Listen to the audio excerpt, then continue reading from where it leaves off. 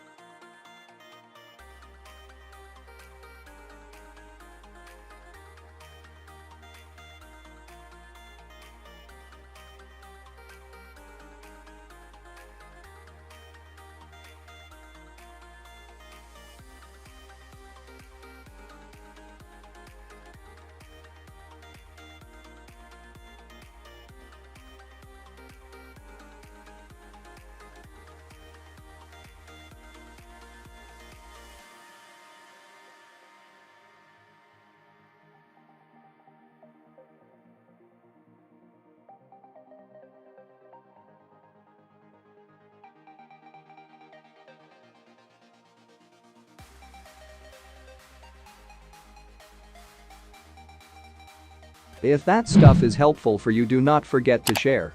Thumbs up if you like. If it is helpful for you, to subscribe to support us. We are the GSM solution. Peace out till the next time.